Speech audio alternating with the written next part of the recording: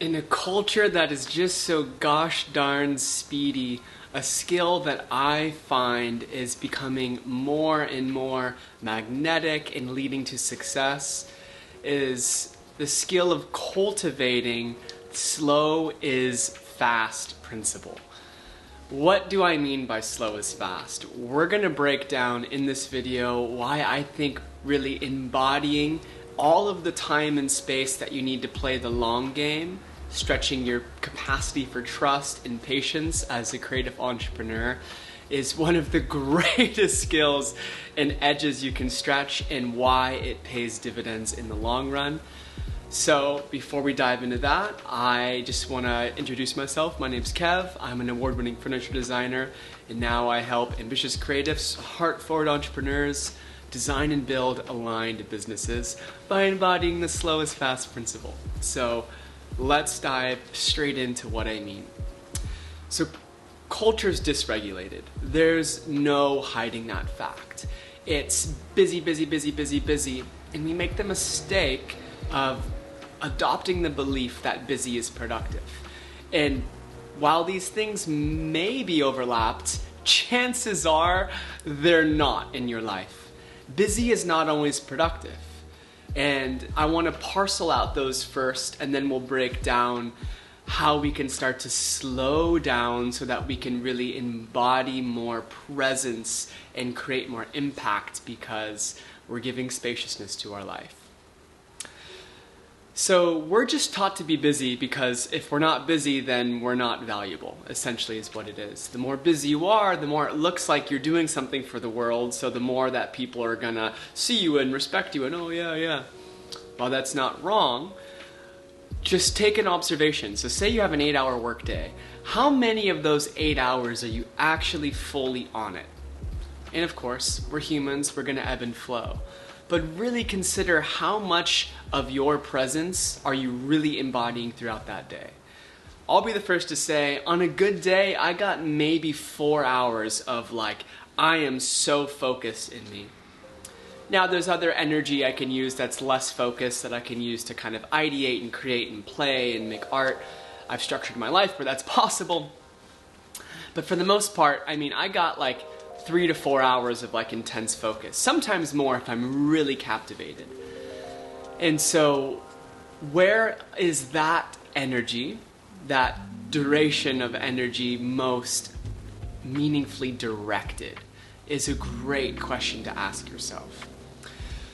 So we can arrive at this sort of clarification and this observation of where our energy is best devoted when we slow the fuck down.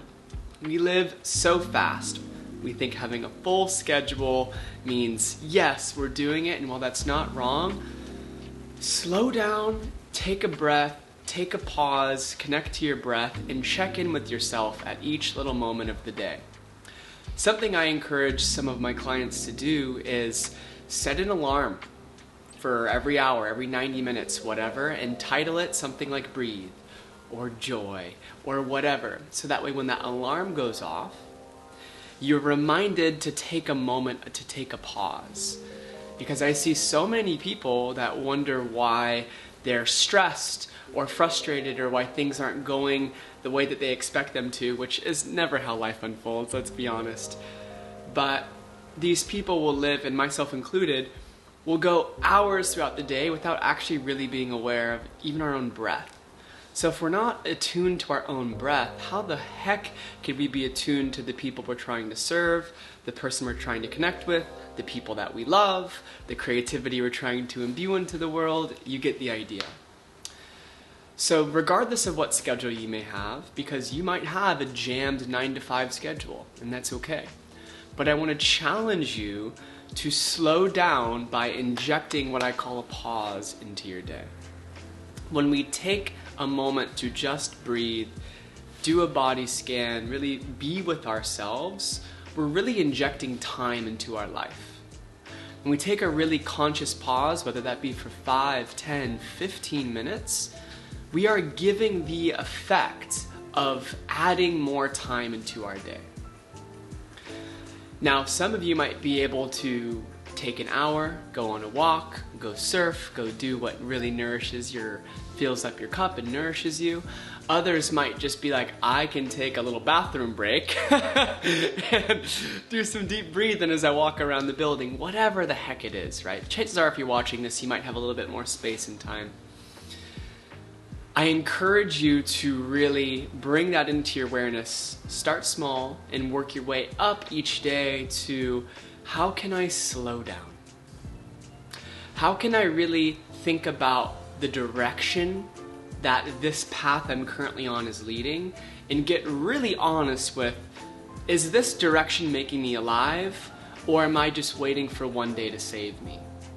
There's no right or wrong answer, but I think if you're waiting for one day to save you, it's a really great time to reflect on the decisions that you're making that are taking you further away from the true level of fulfillment that you want out of life. Because like I said, you might live a good life that way, but you will not live a great life. And I want you guys to live a great life, full of abundance and just deep connection and success in your creative pursuits. So starting off by taking deep breaths throughout the day, attuning to your body, moving your body around, that's a great start. And then we can start to expand into, what is the sort of purpose and direction that I'm heading down, and is this aligned? And if it's not aligned, it's a good time to maybe start to do subtle redirects. Or if you're just lost, it's a great season to focus and get really clear on, how can I give my gifts? What are my gifts? If I don't know them, let me just spend 3 months figuring out what they are, 6 months. Again, slow, it's fast, years. You'll spend your whole life learning more about your gifts, learning more about your purpose. It's constant unfolding. With each step we take, we learn more about ourselves, right? And that's really magnetic, because when we jump into something, whether that's a career or a new business, and I'm going to spend $10,000 a month on ads and just get this thing going, it's not wrong, but it doesn't really allow us the spaciousness to cultivate real connection, deep explorative connection with what is on our plate. Whether that be a person, a business partner, or a relationship, or even just an idea. Think of it like dating your creative idea. Like, you want to explore it and know it. You don't just want to jump in blindly and start spending every night together, you know? And if that's your way of doing it, hey, nothing wrong with it, right? But there's really something to be said about cultivating an awareness of how you're expressing yourself and the direction you want to go, and being okay with taking as much time to get there.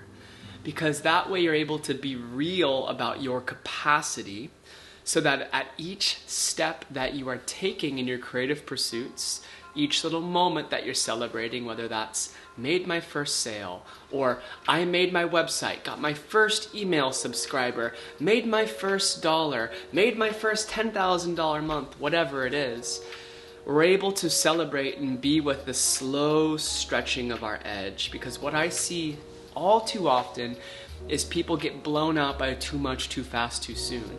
Even by really great things.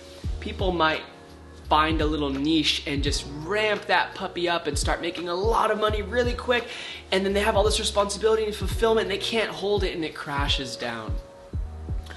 So I think there's something to be said about slow is fast, being, hey, I don't need to be devoting 8 hours a day to this, but I have some capacity and I'm all in on this idea and I want to explore it. So I'm going to take small steps, stretch that edge, see how this feels, and I'm going to let my body sort of integrate at each step of this process. And the reason why I think that's so important, allowing yourself to expand as your ideas expand into the world, and allowing yourself to stay grounded, is the soil is much more fertile to receive. Because if we don't really get into our bodies and take this sort of slow route, we're really just kind of hopped up on excitement, dopamine, hormones, and that's not really a great place for something to land and to grow. Something might be able to hit, a little crevice and sprout a little bit, But as far as truly creating sustainable success, time and time again, I see that slow is the fast lane.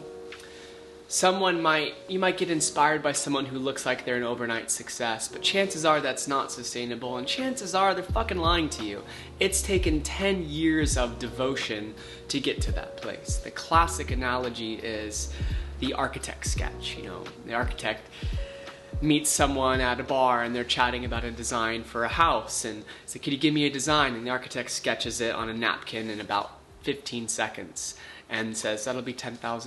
Like, $10,000? It took you 15 seconds, but it's like, it took me 50 years to be able to do that in 15 seconds. Slow is fast, right? So get really honest with where you're just moving through life just to be busy, and how you're moving fast, maybe unconsciously. For me, it showed up and I was just always, I'd wake up and I'd be like, I gotta get out of the house right now. And as much as that's true and feels authentic to me, my challenge is also to slow down a little bit. I can honor my desire that I like to be out in the sun and on the beach and in the water early in the morning, and create some spaciousness. Because when we create spaciousness, we create a lot more clarity. We can listen more intently. We can feel what's trying to move through us. We can open ourselves to unexpected magic, connections, collaborations that would otherwise be unavailable to us if we just were moving. So slow is fast. Create pause in your day. Connect to your breath. Ask yourself, how can I devote to this process as if I'm unattached to getting there? If it took 10 years to get there, would I still do it? That's a great question to ask yourself, And there's things that you want immediate results in, sure, I get it. But everything worthwhile takes time to cultivate. So I want to leave you with that. If you truly desire to create a life of fulfillment, a creative business that is not just your true expression, but also has profound impact on people, it takes time. It takes time to cultivate. There's plenty of tests you'll have to stretch your edge through and times to recommit to your devotion. But that is the sustainable path. And as someone who's tried the fast route many, many times and it hasn't worked, and I'm just constantly redirected to slow down, Kev, slow is fast, take a breath, open your heart. That's what's worked for me, and it's what I've seen work for countless people and some great clients of mine as well. So for what it's worth, I appreciate y'all. If you really loved this, you'll love my newsletter as well as my self-study training, the Embodied Creator Toolkit. That'll give you all the experiments you can run to really get an aligned creative business off the ground, or refine it if you're already in the process of sharing your gifts with the world. So check those links out in the description, and subscribe if you haven't. I'll see you in the next one. Ciao.